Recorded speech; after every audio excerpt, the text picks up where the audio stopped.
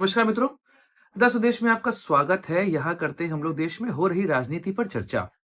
बात करेंगे गुजरात की। आप सोच रहे होंगे कि गुजरात की बात कहाँ से आ गई बीच में। लेकिन दोस्तों, इस समय राहुल गांधी गुजरात को लेकर बहुत सीरियस दिखाई दे रहे हैं। उन्होंने यहाँ तक कह दिया कि गुजरात में अगर 5% का वोट स्विंग मिल जाए ना, तो हम यहाँ पे सरकार बना लेंगे। और 20-30 ऐसे कांग्रेस के नेता हैं जो भाजपा के लिए काम करते हैं। उनको बाहर का दरवाजा दिखाना है। ऐसे में गुजरात, जहां पर चुनाव अभी से लगभग 2.5 साल बाद होने वाले हैं, उसको लेकर राजनीतिक माहौल इस समय गर्म क्यों है? चलिए करते हैं चर्चा इस विषय पर, क्योंकि राहुल गांधी की राजनीति आने वाले भविष्य में गुजरात के चुनाव पर टिकी हुई है। करते हैं चर्चा। नमस्कार दोस्तों, मैं सुधांशु। आप देख रहे हैं द स्वदेश।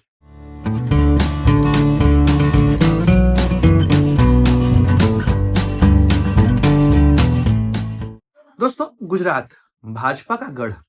अगर हम यह कहें कि वर्तमान समय में भाजपा का जो राजनीतिक रसूख पूरे देश में बना है, उसके पीछे गुजरात का सबसे बड़ा योगदान है।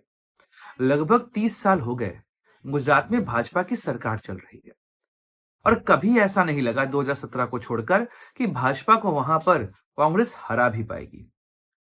और वही गुजरात मॉडल आगे चल के इतना बड़ा हो गया कि 2014 से आज तक भाजपा की सरकार केंद्र में बनी हुई है, और नरेंद्र मोदी देश के सबसे बड़े नेता बने हुए हैं। तो इसलिए गुजरात को लेकर कांग्रेस सीरियस होगी ही, क्योंकि भाजपा इतनी बड़ी बनी है गुजरात से, तो अगर भाजपा को गुजरात में ही हराया जाए, तो भाजपा का यह नैरेटिव, भाजपा का यह राजनीतिक रसूख खत्म हो सकता है। तो राहुल गांधी को गुजरात को लेकर इस समय आक्रामक जो हैं, वह साफ दिख रहा है कि ऐसा क्यों हो रहा है। अगर आप देखेंगे तो गुजरात की कमोबेश स्थिति यह है कि वह भाजपा का अमृत कलश है, और उस पर अटैक करके ही भाजपा को देश की राजनीति से हराया जा सकता है। क्योंकि गुजरात मॉडल अगर वह फेल हुआ, तो फिर भाजपा की राजनीति को कांग्रेस फेल कर पाएगी। समस्या क्या है और राहुल गांधी की स्ट्रेटजी क्या है, इसको लेकर अभी हम लोग बात करने वाले हैं। पहले समझते हैं राहुल गांधी की स्ट्रेटजी। वो 5% वोट स्विंग और 20-30 नेताओं वाली बात समझते हैं। उसके बाद आएंगे कि भाजपा और कांग्रेस के बीच में गुजरात क्या की रोल प्ले कर रहा है।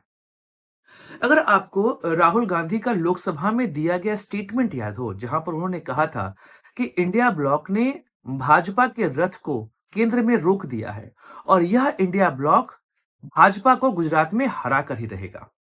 हम सब एकजुट होंगे और भाजपा को वहां पर हराएंगे। और राहुल गांधी जब गुजरात गए, वहां पर उन्होंने नेताओं से बात करी और एक बात कहा कि यहां पर दो ही पार्टियां प्रमुख हैं, और उनके बीच में लगभग 5% वोट का अंतर है। अगर हम तेलंगाना में 22% का वोट स्विंग प्राप्त कर सकते हैं, तो गुजरात में 5% कौन सी बहुत बड़ी चीज है। अगर यहाँ 5% हुआ, तो यहां पर हम अपनी सरकार बना लेंगे। लेकिन गुजरात की समस्या यह है कि यहां पर 20-30 ऐसे नेता हैं जो होते तो कांग्रेस के हैं, पर काम करते हैं भाजपा के लिए। ऐसे में इन्हें हम बाहर का रास्ता जरूर दिखाएंगे। अब चूंकि राहुल गांधी को 2017 का चुनाव याद आ रहा है, जहां पर उन्होंने विकास के मुद्दे को लेकर भाजपा को घेरा था। और 2017, पिछले 30 सालों में गुजरात की जो राजनीति चली है, उसमें 2017 एक ऐसा इवेंट है जहां पर कांग्रेस सरकार बना सकती थी। उस स्थिति में कांग्रेस पहुंच चुकी थी।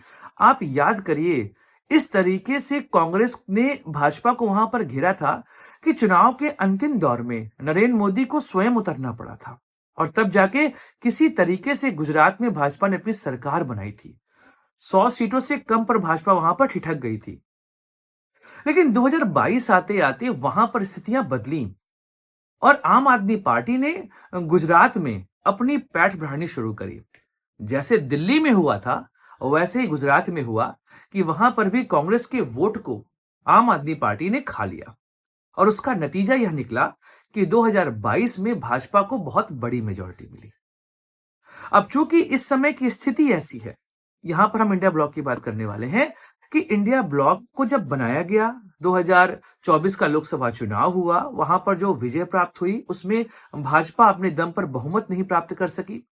बैसाखी के सहारे इस समय सरकार चल रही है। तो इंडिया ब्लॉक और राहुल गांधी को यह एहसास हुआ था कि हम गुजरात में भी भाजपा को हरा सकते हैं, इंडिया ब्लॉक वहां पर हरा सकता है। लेकिन पिछले 4 महीने में कुछ ऐसे इवेंट हुए हैं जो यह दर्शा रहे हैं कि इंडिया ब्लॉक अब एकजुट नहीं है। आप हरियाणा को देखिए, आप दिल्ली को देखिए, यह दो ऐसे रिजल्ट रहे हैं इंडिया ब्लॉक के लिए जो साफ दर्शा रहे हैं कि पार्टियां अकेले अकेले यहां पर चुनाव लड़ना चाहती हैं। दिल्ली में शुरुआत में कोशिश हुई थी कि इंडिया ब्लॉक की स्थापना की जाए या उसको एकजुट रखकर भाजपा के खिलाफ यहां पर चुनाव लड़ा जाए, लेकिन अरविंद केजरीवाल ने स्वयं को अलग कर लिया। जैसा हरियाणा में कांग्रेस ने किया था, वही दिल्ली में आम आदमी पार्टी ने किया। फिर कांग्रेस को यह एहसास हो चुका था कि आम आदमी पार्टी उनके वोट बैंक पर अपने आप को स्थापित कर रही है। ऐसे में आम आदमी पार्टी का खात्मा आवश्यक है, क्योंकि हरियाणा में हमको रोक दिया और गुजरात में भी हमको रोक दिया। तो राहुल गांधी अब इंडिया ब्लॉक की जगह पर कांग्रेस को एकला चलो की नीति पर लेकर आगे बढ़ने वाले हैं कि हम यहां पर अपना वोट बैंक क्लेम करेंगे और यहां पर अपनी राजनीति को इस तरीके से स्टेबल करेंगे कि कांग्रेस अपने दम पर खड़ी हो सके और भाजपा का विकल्प वह यहां पर बन सके और गुजरात उसका प्रमुख गढ़ बन सकता है। तो यहां पर इंडिया ब्लॉक तो नहीं काम करेगा, लेकिन राहुल गांधी अकेले गुजरात में कांग्रेस को लेकर आगे बढ़ने वाले हैं।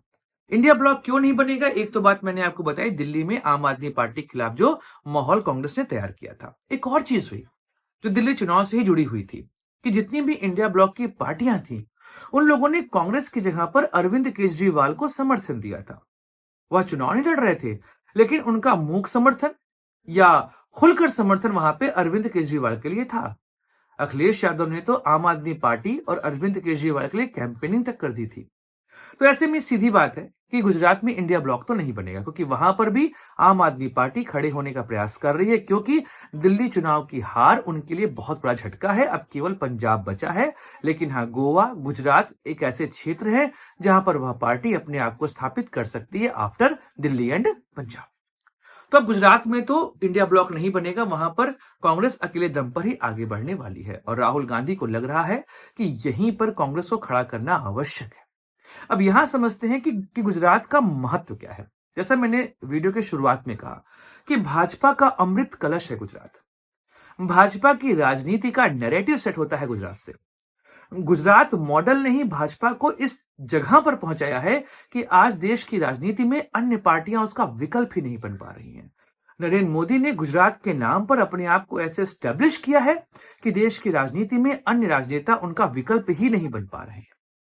वाइब्रेंट गुजरात की वजह से गुजरात मॉडल जो वहां पर क्रिएट हुआ, उसका प्रभाव यह पड़ा कि पूरे देश में नरेंद्र मोदी की चर्चा होने लगी और यह चर्चा इतनी बड़ी हुई कि 2013 का स्टेटमेंट था कि जब 15 अगस्त चल रहा था कि आज लाल किले के साथ साथ गुजरात में भी झंडारोहण में क्या कहा जाएगा, इसके विषय में पूरे देश में चर्चा होने वाली है। यह बात नरेंद्र मोदी ने कही थी। तो यहां पर सीधी बात है कि एक राज्य का मुख्यमंत्री सीधे अपने आप को कंपेयर कर रहा था देश के प्रधानमंत्री से और यहां से नैरेटिव सेट हुआ। नरेंद्र मोदी का नाम पूरे देश में फैलना शुरू हुआ।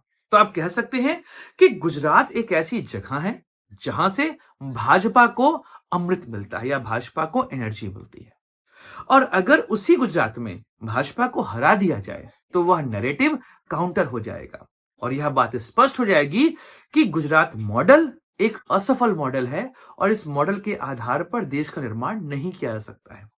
तो राहुल गांधी शायद यही प्रयास करने वाले हैं, लेकिन गुजरात में कांग्रेस के लिए सबसे बड़ी चुनौती है उनका अपना कैडर। वहां पर कोई कैडर नहीं और राहुल गांधी लोकसभा चुनाव में तो एक सफलता प्राप्त की, पर उसके बाद ऐसी कोई सफलता उनको मिली नहीं है और राजनीति में धीमे धीमे उनकी वो एनर्जी लोगों को फील नहीं हो रही है। तो अगर उनको अपनी एनर्जी फील करवानी है, राजनीति में आगे बढ़ना है, तो पहली बात है उन्हें अपने ग्रुप को पूरे तरीके से चेंज करना पड़ेगा और गुजरात में अपना कैडर खड़ा करना पड़ेगा और आम आदमी पार्टी को जैसे दिल्ली में साइडलाइन किया वैसे गुजरात में साइडलाइन करना पड़ेगा, क्योंकि भाजपा को गुजरात और एमपी इन दो जगहों से हरा पाना नियर बाय इम्पॉसिबल है आज के समय में। 27 में चुनाव होगा और तब स्पष्ट होगा कि देश की राजनीति में गुजरात कैसे आगे बढ़ेगा और भाजपा को अगर वहां पर कांग्रेस ने हराया, जिसकी पॉसिबिलिटी अभी बहुत कम है, तो फिर यह देश की राजनीति में वही माहौल सेट करेगा जो 1977 में इमरजेंसी के खत्म होने के बाद लोकसभा चुनाव ने सेट किया था। तो नरेंद्र मोदी के करिश्मा को अगर साइडलाइन करना है, धीमा करना है, बीजेपी के बढ़ते हुए रथ को रोकना है, तो फिर तो कांग्रेस को गुजरात जीतना पड़ेगा। लेकिन यह समय बताएगा कि कांग्रेस गुजरात जीत पाती है कि नहीं, राहुल गांधी कांग्रेस को अपने दम पे खड़ा कर पाते हैं कि नहीं, कांग्रेस नरेंद्र मोदी का विकल्प बन पाती है कि नहीं, और राहुल गांधी क्या विपक्ष के नेता के साथ-साथ देश की राजनीति में नरेंद्र मोदी के नैरेटिव को काउंटर कर पाते हैं कि नहीं, यह समय बताएगा। बाकी हम तो करते रहेंगे चर्चा। दोस्तों मिलेंगे अगले वीडियो में, बात करेंगे किसी और राजनीतिक मुद्दे की। अपने दोस्त सुधांशु को दीजिए इजाजत। Like share subscribe the channel. जय हिंद, वंदे मातरम, भारत माता की जय।